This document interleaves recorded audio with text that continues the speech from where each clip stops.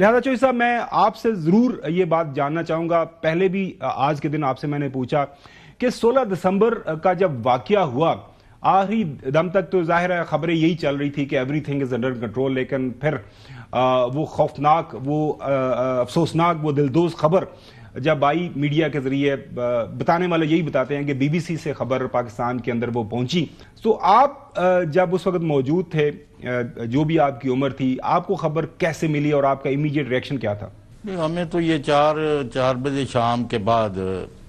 اور 5 بجے سے پہلے، اب وہ ایگزیکٹ منٹ میں نہیں بتا سکتا، طارق عزیز مرحوم جو ایکٹر تھے بڑے اور پریزنٹر تھے، اور نیلام گر کی بھی ان کی شہرت بھی تھی بات کی، اور وہ فلمی ہیرو بھی رہے تھے قسم اس وقت کی، تو یہ کوئی 4، 4:30، 4:45 کے درمیان کسی وقت ٹیلی ویژن پر اچانک بلیٹن نشر ہوا جس کو طارق عزیز صاحب نے پیش کیا، اور انہوں نے کہا کہ آج مقامی کمانڈروں کے درمیان سمجھوتے کے تحت بھارتی افواج ڈھاکہ میں داخل ہو گئی ہیں۔ تو یہ وہ بیان تھا جس نے ہماری جو ہے نا روح جو ہے نا وہ جسموں کے اندر سے کھینچ لی، اور اگر میں اس وقت کے جو بہت نمایاں میرے دوست تھے، یعنی دوست تو کہنا ذرا، ہمارے بڑے جو تھے ڈاکٹر مبشر حسن، حنیف رامے، جن کے ساتھ میں قریبی رابطے میں تھا، تو وہ داڑیں مار مار کے رو رہے تھے،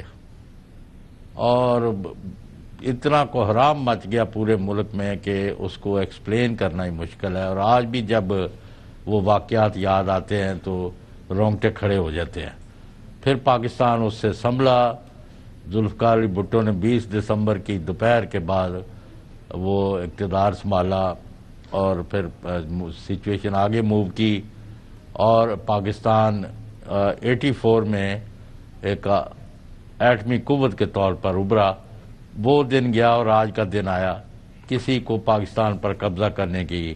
جرت نہیں ہوئی۔ الحمدللہ تو پھر پاکستان نے اپنے اس لیسن سے سبق سیکھا ہے، میزائل سسٹم ہے، ایٹمی پروگرام ہے، اور باقی جو بھی لوازمات ہیں،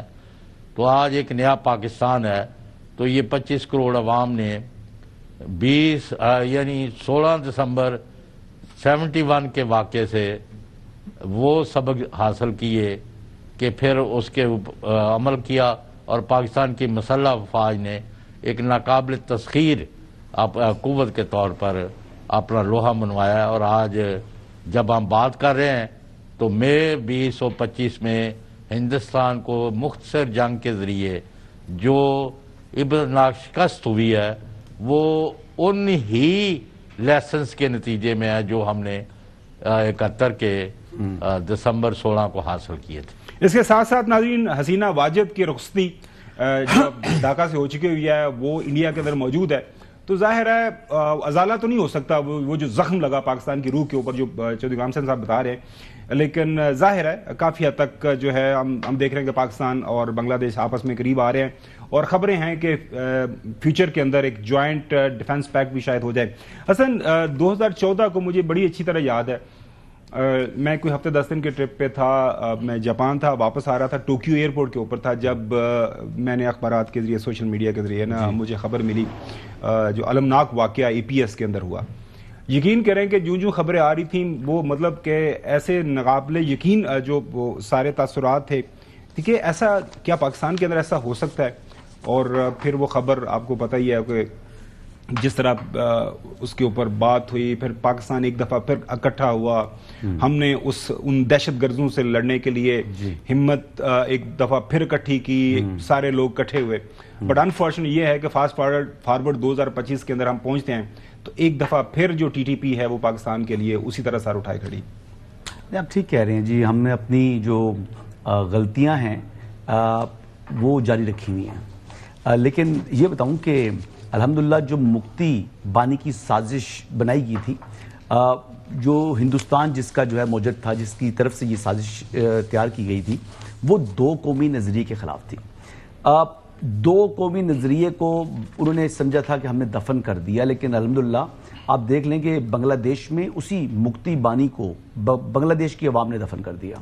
اور یہ بات ایسی ہے کہ مولانا فضل الرحمان ابھی گئے تھے، آپ نے دیکھا بنگلہ دیش کے اندر،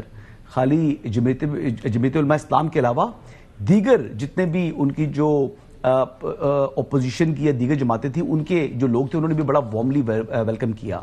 مطلب بہت بڑا میسو کراؤڈ تھا وہاں پر. مولانا نے ہر جگہ خطاب بھی کیا اور وہاں پر مولانا نے صرف پاکستان کی بات کی. اب یہ دیکھیں کہ یہ تھا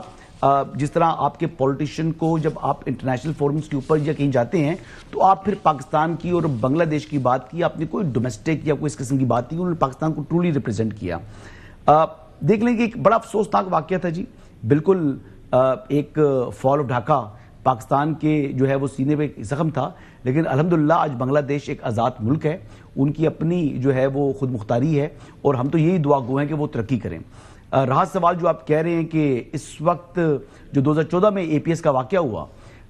اس واقعے کے بعد ہم نے نیشنل ایکشن پلان بنایا تھا، پھر اس کو ریوائز کیا 2021 کے اندر، لیکن ایون دین اس کے اوپر آج پھر میم میخیں نکالی جا رہی ہیں کہ جناب دوبارہ بیٹھ جائیں. ایک پلان بن چکا، تمام لوگوں نے متفقہ طور کے اوپر اس پر کنسنسس کیا، 2021 میں بھی تمام لوگ اس کے اوپر جو ہے متفق ہیں.